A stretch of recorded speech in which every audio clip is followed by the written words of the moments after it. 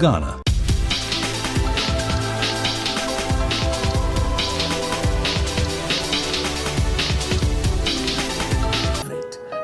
They wanted to have plantations, grow cotton, grow tobacco, grow sugarcane, and they discovered that the Africans they came to meet were very strong. So the Gold Coast became more or less like a slave coast.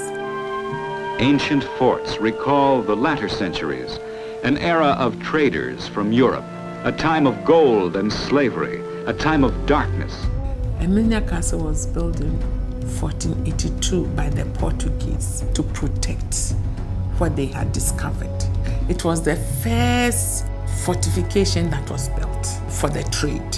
So along the coast were dotted quite a number of these fortifications where slaves were kept and shipped off to the Americas.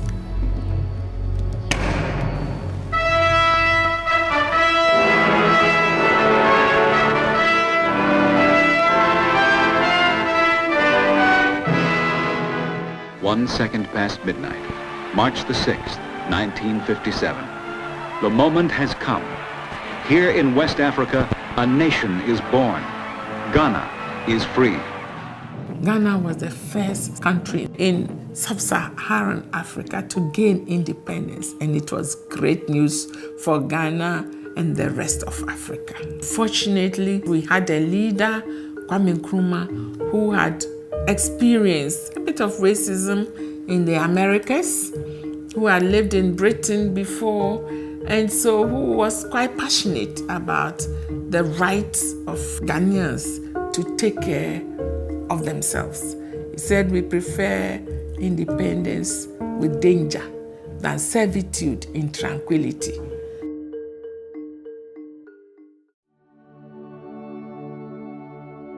The single most important event that has taken place in Ghana.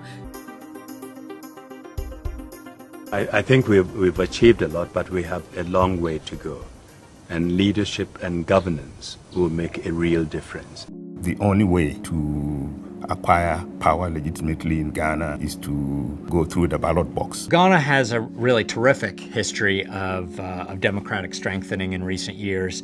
Unlike anywhere else really on the continent, I'd argue that Ghana's democracy is stronger than even South Africa's. We must first recognize a fundamental truth that you have given life to in Ghana. Development depends on good governance. You are better. Economic growth has been very strong in 2011. It's at about 13.5%. That was partly a reflection of the start of the oil production in Ghana, but also very robust performance of the non-oil sector. Ghana is very rich in other minerals, gold, bauxite, manganese, diamonds, and so on. The mining sector is actually very important in terms of Ghana's exports. About 60% of Ghana's exports now are from the mine. Lake Volta is the largest.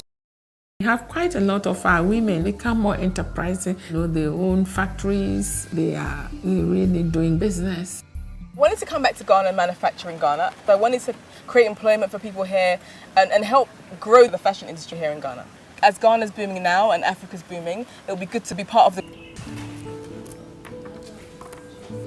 At Elagbe, we use the local recycled glass beads to make jewelry for the local markets and exports to the US. Kaba Cocoa is made up of organized farmers who share the same aspirations and have the same focus. And they are working together so that at the end of the day, they can share benefits from their produce. I think the most exciting sectors in Ghana are the services sectors. The tourism sector is starting to take off.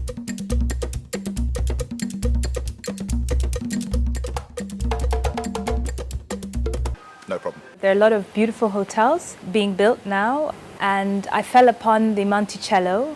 It's in a beautiful area in Accra. The food is great, the staff is friendly, so it couldn't be better for me. Ghana certainly is a place to visit. I believe the culture of Ghana is a rich and colourful culture, and the people in Ghana will make your visit extra special. Ghana is really the perfect place. It's safe, it's beautiful. You could see a lot and do a lot and really feel the African vibe. We just came from the canopy walkway. It was terrifying. You can feel at home. The people are friendly. You can feel safe. I need help and everybody comes and help you. The Ghanaian people is the most welcoming people that I've seen in West Africa. That's for sure. Culture. Kente cloth is our heritage. It was worn by royals in the olden days, and it's a sacred material. The red hues, the greens, and the rich gold all represent something in our culture. There could be, for example, an African proverb, like the Adinkra, Sankofa, going back to your roots. That's what it means. Ghana has come so far as bringing together culture and fashion-forward trendiness and making fashion has become mainstream. Print has become more accepted globally. So for us, it's good because other people outside are accepting us for our prints. And we're bringing to the market. Apple is launching the first ever African or socially responsible products in their store. I'm happy to say that these products are Della products, handmade by our team.